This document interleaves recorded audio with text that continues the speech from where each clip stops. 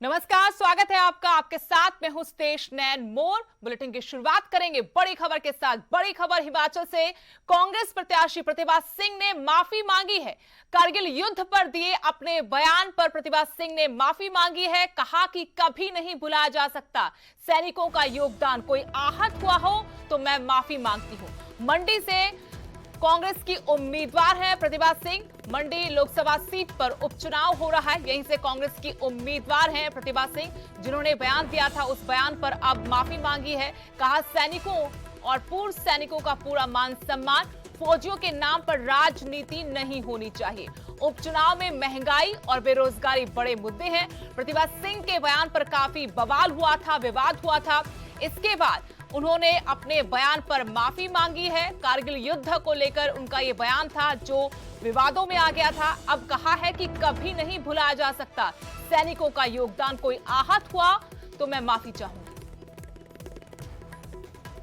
हमारे साथ इस वक्त बातचीत के लिए खुद प्रतिभा सिंह जी मौजूद हैं। पहले तो मैम आपका स्वागत है न्यूज़ 18 पे। धन्यवाद। जो आपकी तरफ से बयान आया कारगिल युद्ध पे, जो आपकी एक स्पीच थी नांडी गांव में जहां पे आपने संबोधन दिया, वहां पे आपकी तरफ से जो बात कही गई, उसको लेकर काफ़ी ज़्यादा हो हल्ला हो रहा है। क्या कुछ आप कहेंगे उसके ऊपर?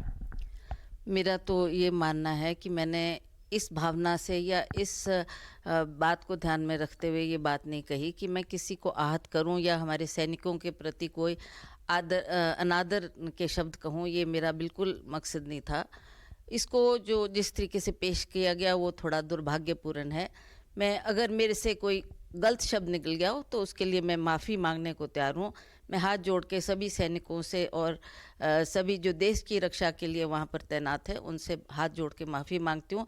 पर मेरा बोलने का मतलब ये नहीं था, मेरा कहने का मतलब ये नहीं था। मैं आपको ये बताना चाहती हूँ क्योंकि इस मुद्दे को बड़ा भुनाया जा रहा है। तो पूर्व सरकार में वीरभद्र सिंह जी ने सैनिकों के लिए, उनके सम्मान के लिए, उनकी मदद करने के लिए बहुत से ऐसे कदम उठाए जिससे आज भी उनके परिवारों को उनकी रोजी रोटी चल रही है। और जैसा आप जानते हैं कि उन्होंने सैनिकों के लिए एक बोर्ड का गठन किया, एक कॉरपोरेशन का गठन किया, जिससे जो सैनिक रिटायर होकर आर्मी से आते हैं उनकी मदद करने के लिए उन्होंने ऐसी ऐसी स्कीमें बनाई। उनको रिजर्वेशन नौकरियों में रखी एक्स सर्विसमैन के लिए। और उसी तरह से जो बोर्ड का गठन हुआ उसमें भी उस बात को लेकर हमारे सैनिकों को जो मदद दे सकते थे वो सरकार की तरफ से भरपूर सहयोग मिला है। न्यूज़ 18 हिमाचल के लिए मंडी से वीरेंद्र भारद्वाज। अब आपको प्रतिभा सिंह का कारगिल युद्ध पर दिया गया वो बयान सुनाते हैं जिसके लिए उन्हें माफी मांगनी पड़ी। उन्होंने भाजपा का टिकट एक फौजी को दिया है। फौजी को दिया है इस वजह से कि उन्होंने कारगिल युद्ध में भाग लिया। कारगिल युद्ध भी कोई बहुत बड़ी ऐसा युद्ध नहीं था। वो तो हमारी धरती थी, हमारी जमीन थी जिसमें पाकिस्तानियों ने कब्जा किया था। उनको उधेड़ने की बात थी, उनको हटाने की बात थी। उसमें अगर किसी ने भाग लिया हो और वो श्रेय लेना चाहे जी हमारे कारगिल युद्ध के बड़े भारी ये सैनिक रहे, इन्होंने बड़ी फतेह हासिल की है, तो मैं समझती हूँ ये कोई सही बात नहीं है इस तरीके से उनको प्रोजेक्ट करना। वो चाहते हैं कि एक्स सर्विसमैन की जितनी भी वोट है वो उनको पढ़नी चाहिए। तो इस तरीके का प्रचार ये लोगों के बीच में जाके करेंगे। अब बात करते हैं इलाहाबाद उपचुनाव की, जहां पर आरोप प्रत्यारोप का दौर शुरू हो चुका है। कांग्रेस प्रत्याशी पर इनेलो उम्मीदवार अभय सिंह चौटाला ने गंभीर आरोप लगाए हैं। पवन बेनीवाल पर अभय सिंह चौटाला का आरोप कि पवन ने मेरे साथ रहकर कब्जा करके पैसा कमाया था। आपको बता दें कि चुनाव प्रचार जोर पकड़ रहा है और चुनाव प्रचार के दौरान ही कल अभय सिंह चौटाला की तरफ से ये आरोप लगाए गए पवन बेनीवाल पर, जो कि कांग्रेस के टिकट पर चुनाव लड़ रहे हैं। बीजेपी को हाल ही में छोड़ा था किसानों के समर्थन में और कांग्रेस में जाते ही उपचुनाव के लिए उन्हें टिकट भी मिल गया। अभय सिंह चौटाला ने यह आरोप लगाया पवन बेनीवाल पर कि पवन ने मेरे साथ रहकर कब्जा करके पैसा कमाया।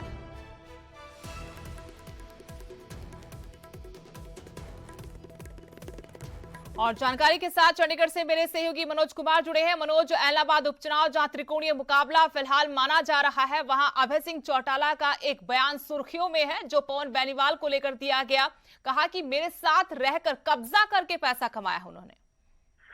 बिल्कुल सुदेश, देखिए अभय चौटाला का ये जो बयान है और जो वीडियो है बहुत वायरल हो रहा है, पूरे हरियाणा में चर्चा इसकी है। दरअसल अभय चौटाला का जो वीडियो है ये कल का बताया जा रहा है। कल एक गांव में जब वो प्रचार कर रहे थे अपने अपने चुनाव के लिए, ये उस दौरान उन्होंने पवन बेनीवाल का जिक्र करते हुए कहा कि पवन बेनीवाल ने पैसे लेकर ये टिकट खरीदी है कांग्रेस की, और पैसा जो पवन बेनीवाल के पास है वो उन्होंने खेत में नहीं कमाया, यानी कि खेत की कमाई नहीं है, फसल की कमाई नहीं है, ये तो मेरे साथ रह के जो वो शब्द का इस्तेमाल करने की कब्जा दब्जा करके ये जो पैसा है वो कमाया गया है। तो देखिए इसमें तो कोई दो राय नहीं है कि पवन बेनीवाल का भी बहुत करीबी सहयोगी अभय चौटाला के हुआ करते थे, साथ कामकाज था इनका, इसमें कोई दो राय नहीं है। लेकिन अभय चौटाला ने बयान देके कहीं ना कहीं अपने लिए भी मुश्किलें खड़ी कर ली है।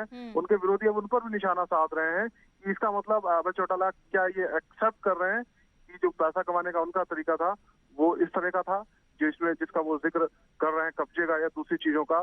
तो कहीं ना कहीं पवन बेनीवाल को घेरते घेरते अभय चौटाला स्वयं भी इस बयान में गिरते हुए नजर आ रहे हैं। जी शुक्रिया मनोज। लेकिन ये भी बता दें कि पवन बेनीवाल इससे पहले बीजेपी की टिकट पर लगातार यहां से अभय सिंह चौटाला के खिलाफ चुनाव लड़ते रहे, और बीजेपी के बाद हाल ही में कांग्रेस में शामिल हुए। कांग्रेस ने भी उनको टिकट थमा दिया। चुनाव प्रचार चल रहा है एलनाबाद उपचुनाव के लिए। इसी दौरान कल अभय सिंह चौटाला ने दड़वा गांव में एक जनसभा को संबोधित करते हुए ये बयान दिया, जिस पर विवाद हो रहा है। आपको सुनाते हैं कि आखिरकार अभय सिंह चौटाला ने कहा क्या था।